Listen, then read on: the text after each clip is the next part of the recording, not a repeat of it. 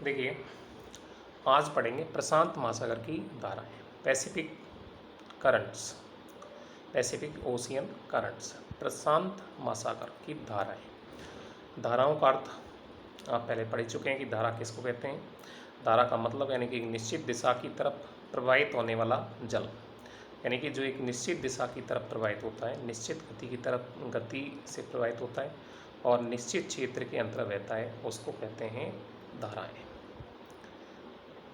प्रशांत महासागर में धाराएं, जैसे कि पहले अपन पढ़ चुके हैं, अटलांटिक महासागर की धाराओं को दो भागों में बांटा गया, उत्तरी अंध महासागर की धाराएं और दक्षिणी अंध महासागर की धाराएं।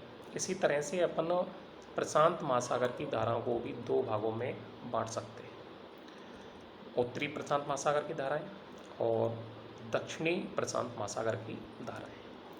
तो इस तरह से इनको भी अलग अलग भागों के अंतर बांटा जा सकता है और अलग अलग रूपों में इनको देखा जा सकता है।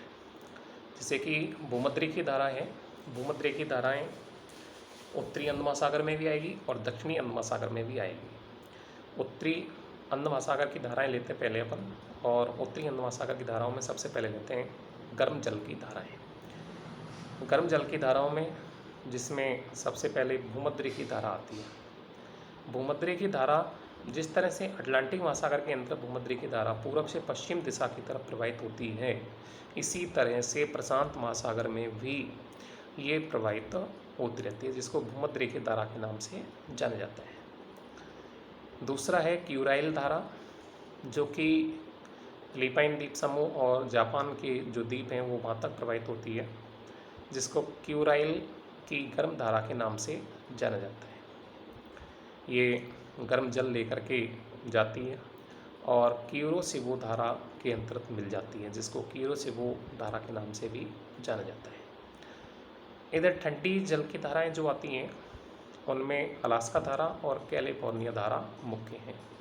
अलास्का धारा जो कि अलास्का तट के सहारे प्रवाहित होती है और ये जो अलास्का सागर, अलास्का की खाड़ी है, उन क्षेत्रों में ये प्रवाहित होती है।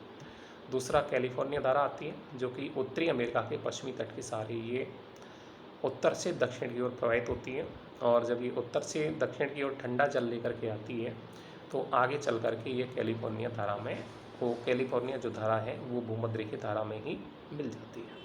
तो इस तरह से ये जो धारा है वो इसके अंतर्गत मिल जाती है। दूसरा दक्षिणी प्रशांत महासागर की धाराओं को लें तो दक्षिणी विषुवत्तरेखीय धारा आती है, फिर पूर्वी ऑस्ट्रेलियन धारा है। दक्षिणी यानी कि विषुवत्तरेखीय जो धारा है वो पूर्व से पश्चिम की ओर प्रवाहित होती है और जो पूर्वी द्वीप समूह है वहाँ जा कर के टकराती है और वहाँ से टकरा करके ये दक्षिण की ओर मुड़ जाती है और ऑस्ट्रेलिया के पूर्वी तट के सहारे ये प्रवाहित होती है, जिसको पूर्वी ऑस्ट्रेलियन धारा के नाम से जाना जाता है। फिर इस तरह से ये पूर्वी ऑस्ट्रेलियन धारा के रूप में प्रवाहित होती है और पूर्वी ऑस्ट्रेलियन धारा के रूप में प्रवाहित होकर के ये अंटार्कटिक धारा के रूप में मिल जाती है। फिर अंटार्कटिक धारा का जो जल है वो यानी कि पश्चिम से पूर्व की ओर बहता है, जो कि ठंडी जल की धारा के रूप में बहती है। फिर अंटार्कटिका का जो कुछ जल है वो यानी कि दक्षिणी अमेरिका के तट पर पहुंचता है और दक्षिणी अमेरिका के तट पर पहुंच करके ये वहाँ दक्षिण उत्तर की ओर मुड़ जाता है, और जब उत्तर की ओर मुड़ जाता है तो इसे पेरू की धारा के नाम से जाना जाता है। और पेरू की धारा के जो है वो आपको यानी कि उत्तरी अमेरिका का जो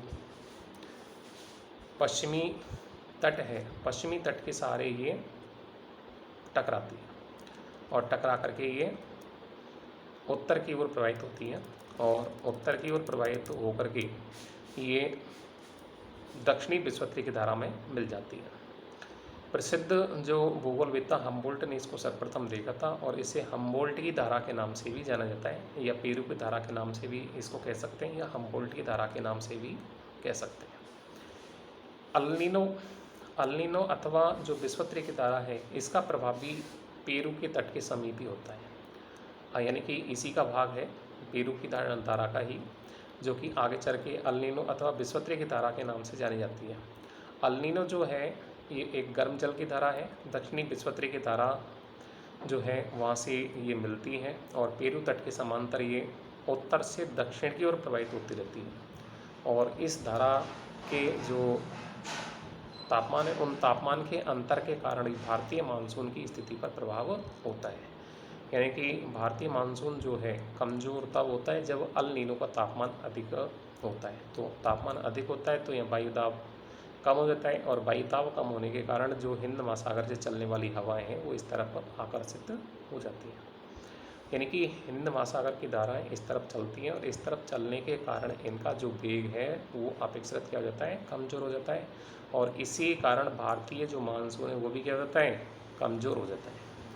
और यदि पेरू तट पर वायुदाब अधिक होता है तो भारत के अंतर्गत जो मानसून होता है वो बहुत ही सक्रिय होता है, क्योंकि यहाँ हवाएं तेज़ गति से आकर्षित होती हैं, और तेज़ गति से आकर्षित होने के कारण यह वर्षा पर्याप्त मात्रा में होती है। तो इस तरह से इसको इस रूप में भी जाना जाता है, जो कि भारतीय मानसून को प्रभावित करती है। पूर्वी ऑस्ट्रेलियन धारा जो है वो न्यूगिनी द्वीप के निकट दक्षिणी विश्वतरीय धारा से 2 शाखाओं में बढ़ जाती है। इसकी दक्षिणी शाखा जो है वो पूर्वी ऑस्ट्रेलिया तट के साथ बहती है, इसलिए इसे पूर्वी ऑस्ट्रेलिया धारा भी कहते हैं। और न्यू साउथ वेल्स के अंतर्गत इसको न्यू साउथ वेल्स की धारा के रूप में जाना जाता है।